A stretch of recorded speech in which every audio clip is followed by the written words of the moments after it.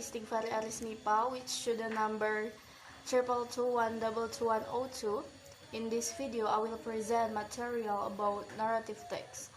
For other explanation, I will include it on the left of the video. Narrative is a text suggested as a story. The purpose of narratives is to entertain. Narratives often contain a moral or message. This is also educate the readers. Narrative structure is the content of a story and the form used to tell the story. This feature of a creative text generally describes the order and manner in which a narrative is presented to reader, listener, or viewers. The frameworks of a narrative text structure are the plot and the setting. This can also depend on the genre and medium of a story. And the narrative text structure is orientation. This gives the reader an idea of the text will be about. The main character and sometimes other characters are introduced. The setting, place, and time is introduced. And the second is complication. Of course, we need the complication, which is a problem, complication, or is put into the main character, which they must be find a way to overcome. This forms more even for the character to. The third is resolution, which is the problem, complication, or dilemma is sorted out and the emotional stress is resolved. The series of events is brought to a close. And the last one is coda. This part of the text is optional. If there is a moral or a lesson be learned from the text that is written at the end. We might also find out what happened to other characters in the story. And the type of narrative text is myth, legend, fables, adventure story. And the narrative text also we need the sequence of events, which is the sequence of event is the order of event as they occur in a story. To find the sequence of events, you should think about what happened in the beginning, middle, and the end of the story. I think that's enough from me. Thank you very much. Hello, my name is Latipatun Nisa, which is numbers 222122092, and I will explain about recount text. So, what is actually recount? Recount is a text that retells events or experience in the past. It is a record of events. The purpose of a recount can be informing, entertaining, or reflecting. For the structure of recount, the first is orientation. It tells who was involved, what happened, where the events took place, and what it happened. The second is events. It is tell what happened in chronological sequence. And the third is reorientation. It is consists of optional closure of events or ending. It can be summary or evaluative comment. And then the types of recount, there are 5 types of recount. The first is personal recount. This type of recount writing is all about the reader's recollection of a particular event or experience. It includes things like diary writing, but it also what we do when we tell someone a story about something that happened to us. This is the example. The second is a factual recount. A factual recount includes things like newspaper reports.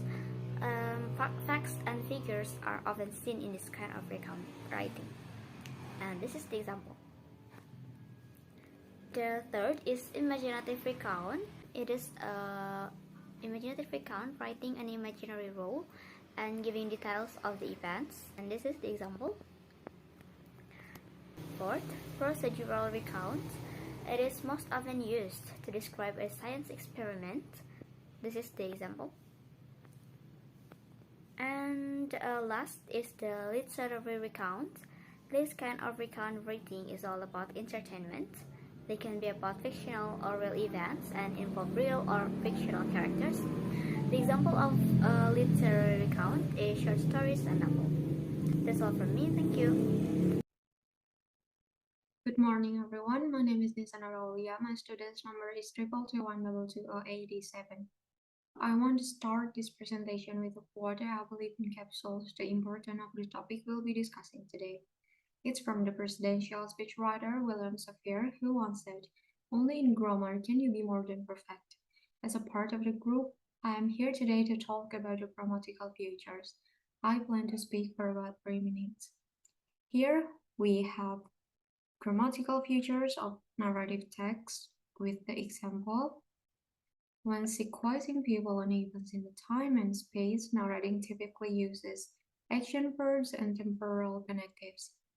Here we get went, so, went, heard in action verbs, in use of action verb, and when it's temporal connectives, we get then, after for the example. And recounts and story are typically written in the past tense unless quoting direct speech. For example, they were poor because their pig them out of house and home, and he didn't share with the other animals. His name was Bob. You should go on diet, said Clarabelle. In action sequence, mainly action verbs are used, while in reflection or evaluation, mental verbs predominate. For example, bells were ringing, sirens crashed, and people were running out of everywhere. Maria didn't know what to do next. She thought about her mother and wondered what was in her head. And narratives often use action verbs metaphorically to create effective image. For example, it was a terrible argument, words were flying everywhere. And narratives often use rhythm and repetition to create particular effects. For example, riding, riding. The boy went riding across the wintry moor, far away from the street of his unhappy home. The last one, play with sentence structure is another common feature of narratives. Often sentences comprising one word or a short phrase are used to create point and effects. For example, anger silent as definable brothers crossed the street. Rose slowly opened the old wooden door. Dark, there was nothing but black. We believe that everyone has the right to be beyond perfect in his or her narrative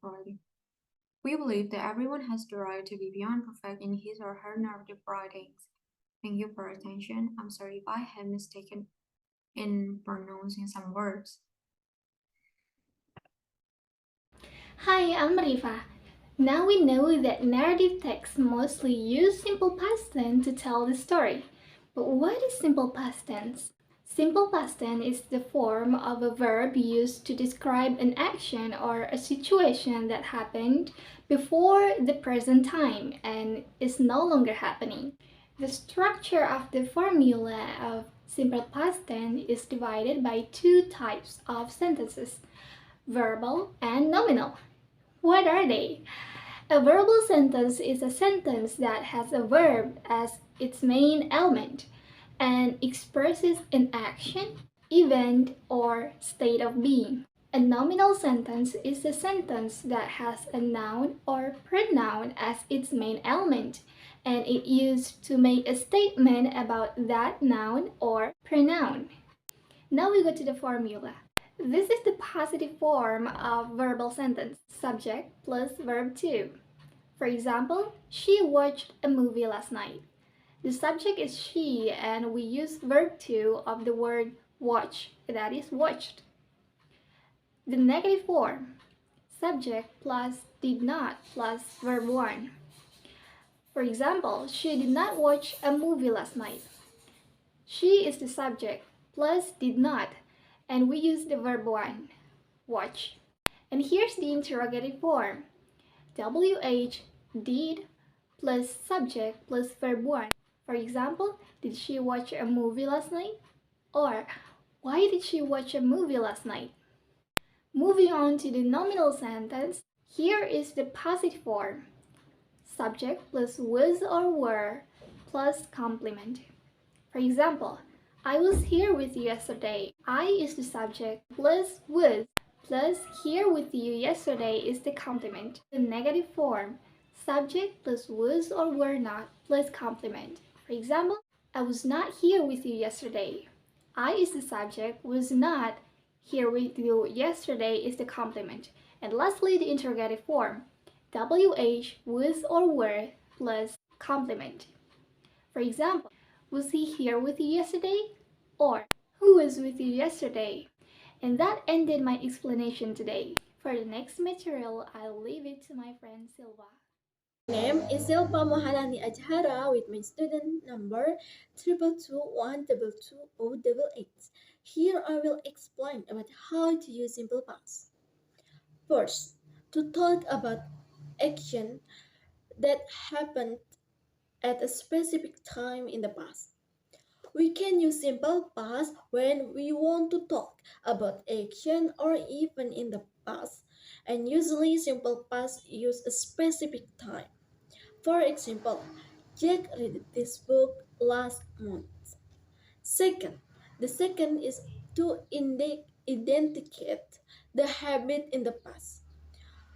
When we want to talk about the habit that happened in the past, we use simple past.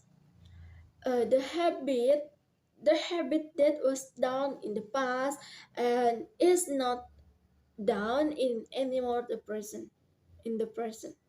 For example, I usually walk to school 2 years ago.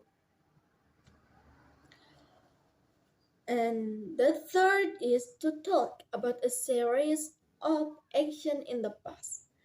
We can also use a simple past when we describe describe some events that happened in the past, and usually the events are done in sequence. For example, he entered the room, sat down on the sofa, and smiled to the guests. And the last is to make the sub clause in if conditional time. If you want make sub clause or dependent clause in if conditional type, you can use simple past tense. For example, I would come to her party if he invited me. If he invited me. This is the subclause in if conditional type. So you can use simple past. That's for about use simple past. So that's all for me. Thank you.